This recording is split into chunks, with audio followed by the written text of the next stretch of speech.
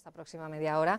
Me acompaña como cada semana Emilio Ontiveros, es catedrático de Economía de la Empresa de la Universidad Autónoma de Madrid. Hola. Hola. Y Juan José Toribio, director del IES también en Madrid. ¿Qué tal? Hola, ¿qué tal? Bueno, empiezo preguntándoos por ese dato de paro registrado del mes de octubre, 98.000 parados más en España, aunque el crecimiento es menor al del mismo mes del año pasado, eso es cierto. ¿Qué os parece el dato y sobre todo cuándo vamos a crear empleo en España, ¿no? Que es la gran pregunta ahora? Bueno, el dato es malo, no que sea menos malo de lo que se podía esperar o de lo que estaban esperando la mayoría de los analistas es quizá el de los pocos paliativos, ¿no? que podemos incorporar.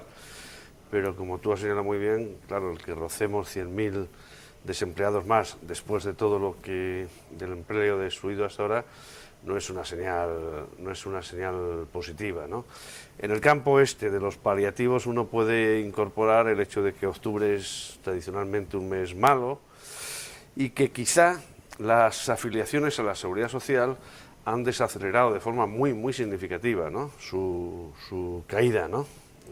Y estamos solo en 26.000 con un nivel total de afiliación que no está muy por debajo de los niveles mejores en la época, digamos, de la expansión. Y en términos de perspectivas, pues yo creo que no es un dato que permita albergar una esperanza de estabilización en la sangría del desempleo de forma inmediata. De hecho, me temo que todavía lo que queda de aquí a final de año, pues vamos a tener malas noticias, entendiendo por malas noticias el aumento de destrucción de empleo y el alejamiento de la creación de empleo, ¿no? Y es verdad que la significación que este desequilibrio en particular tiene en la economía española es particularmente serio, porque como hemos comentado en alguna ocasión, se sitúa en el verdadero origen de lo que es el círculo vicioso que puede acompañar a la economía española durante más tiempo de lo que hemos visto en términos de recesión en otras economías, ¿no? Lo que dice el Gobierno, lo que dice Elena Salgado al menos estos días, es que vamos a empezar a crear empleo en la segunda mitad del año que viene. No sé si estáis de Pero acuerdo. no está nada claro, no es imposible naturalmente, pero no está nada claro. Si ves, por ejemplo, las previsiones que hace la Comisión Europea respecto a este tema del paro, bueno, todavía estaremos destruyendo empleo en el 2011, nos da, o sea que... Pero, en fin, ojalá sea así. Naturalmente ninguno tenemos la seguridad de qué es lo que va a ocurrir. Yo creo que las previsiones en este momento, pues efectivamente, como señalaba Emilio, no son buenas en absoluto, ¿no? Hombre, uno puede siempre decir que en términos desestacionalizados, pues la caída del empleo, la subida del paro, ha sido menos que en términos absolutos. Bueno, pues es verdad, igual que decíamos en el mes pasado que pasaba lo contrario, que en términos estacionalizados era peor, ahora en términos estacionalizados es mejor que en términos absolutos, pues por esta razón estacional. Octubre siempre es un mal mes, naturalmente, ¿no? Yo creo de todas formas, Emilio, que en cuanto a las afiliaciones a la Seguridad Social, si las ves como promedio del mes, no a final, y también desestacionalizado, también el dato no es bueno, también ahí han aumentado más, o sea que estamos en esta situación en la cual es verdad que se está desacelerando el deterioro, pero de incertidumbre, según cómo mires el dato, pues puede darte lugar a un poco más de optimismo o de pesimismo. A mí me parece que lo mejor en este momento es la prudencia y esperar a ver qué pasa, ¿no? La gran pregunta es qué va a pasar a partir de ahora. Mencionamos, Juan José, esas previsiones de la Comisión Europea. Es verdad que nos vuelven a dejar en mal lugar. España vuelve a estar a la cola de la recuperación de todos los países europeos con esas tasas de paro por encima del 20%, al menos hasta 2011. Esas son las previsiones de la Comisión ahora, ¿no? Sí, que no son muy distintas, ¿no, Mónica, del promedio de la gente que hace previsiones en nuestro país, ¿no? De ese consenso que da que da Funcas, ¿no? Bueno, hay que contar, yo creo que eso no podemos llamarnos a engaño, hay que contar con la elevadísima probabilidad de que nos metamos en el año 2010 con una tasa de paro por encima del 20%, ¿no? Pero el resto de los elementos que constituyen las previsiones de la Unión, yo creo que son bastante en línea, ¿no?, con los demás. Por ejemplo, bueno, pues el ver todavía en el año 2010 una contracción en el PIB medio de cercana al 0,7-0,8%, quiero recordar, ¿no? A mí lo que más me preocupa no es solo que salgamos más tarde que los demás, Lo que me preocupa es que salimos después de intensas contracciones en la formación bruta de capital, en la inversión, ¿eh?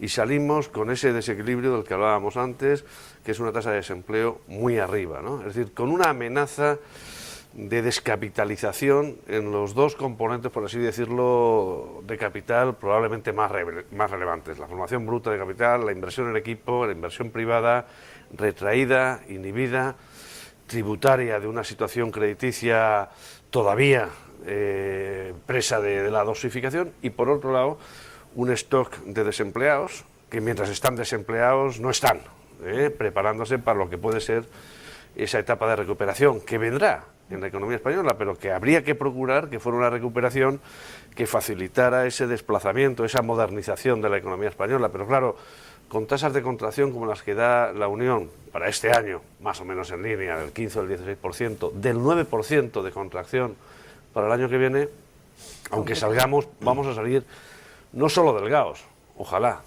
sino con poca fibra. Claro. Lamentablemente es así. Me gustaría estar en desacuerdo, pero no estoy. No por nada, no porque me guste estar en desacuerdo con el ni mucho menos, sino porque, vamos, poder decir que la situación es mejor que esa. No, no lo es. Incluso esta misma semana, además de estas previsiones de la Comisión Europea, han salido previsiones del Servicio de Estudios del BBVA que señalan para el año que viene una situación incluso un poco peor, con una caída del PIB que no es del 0,8%, que dice la Comisión Europea, que ya es peor de lo que decía el Gobierno en la ley de presupuestos. Recordáis que era el menos 0,3, sí. La Comisión Europea dice menos 0,8 y el BBVA dice menos 1,2. O sea que los datos últimos que van saliendo pues no son en ese sentido alentadores. Hombre, es verdad que para el año 2011 sí se empiezan ya a atisbar tasas de crecimiento positivas. Esto es cierto, y además es esperable que sea así, ¿no? Pero serán tasas de crecimiento positivas pequeñas y además en unos momentos en los cuales pues vamos a tenernos que dedicar durante bastante tiempo a corregir los desequilibrios que la propia crisis o que la forma que hemos tenido de afrontar la crisis ha generado. Esos desequilibrios, por ejemplo, el desequilibrio en las cuentas públicas, con previsibles subidas de impuestos, cuando estemos justamente en un periodo de convalecencia, todo esto hace que el panorama sea complicado. Es verdad que lo peor ha pasado ya, en el sentido de que la peor tasa de caída, si lo medimos en tasas de caída, pues se ha registrado ya las tasas que vamos teniendo de caída son cada vez menores, pero el horizonte está complicado, sí. Detrás de esa situación de las finanzas públicas, como decías, está la previsión de la Comisión Europea, dice que el déficit público no va a bajar del 9% en España en los 3 próximos años, es otro de los datos que da la Comisión. Detrás de esta situación que estamos describiendo está esa situación de paro generalizado que compartimos en bastante mayor medida que nuestros socios europeos, pero que también está ahí fuera. Afecta también al sector del automóvil. Os pregunto ya en este sentido por lo que ha pasado esta semana con General Motors. Ha cambiado de opinión, ha decidido que finalmente no vende Opel a Magna. Luego os pregunto por el impacto que este cambio de decisión puede tener en España, que es lo que nos interesa. Pero ¿cómo valoráis esa decisión de General Motors después de haber negociado con los gobiernos europeos ayudas millonarias, ¿no?, en este caso? Pues sorprendente, ¿no? Sorprendente, es decir, poco. Si uno tuviera que decir un poco más, bueno, ha quedado un poco erosionada la credibilidad de esta empresa, ¿no? Porque esta empresa todavía había conseguido apoyos del gobierno alemán, que es el que de alguna forma ha terminado más irritado, entre otras cosas porque había hecho una apuesta casi al margen del resto de los países europeos, pero la decisión empresarial, pues hombre, da la impresión de que no es muy seria, ¿no? Uno tiene la impresión, por lo menos por lo que ha leído en los periódicos estadounidenses, que es cuando han visto datos incipientes de cierto repunte en la demanda de automóviles en su país, en algunos que han cambiado de planes. Se supone también que algo han debido influir, digamos, los problemas con la Comisión, etcétera, etcétera. Eso es por lo menos lo que las autoridades alemanas ahora tratan de atribuirle. El tercer ámbito que nos interesa, uno es la reacción empresarial, no va a ser un case study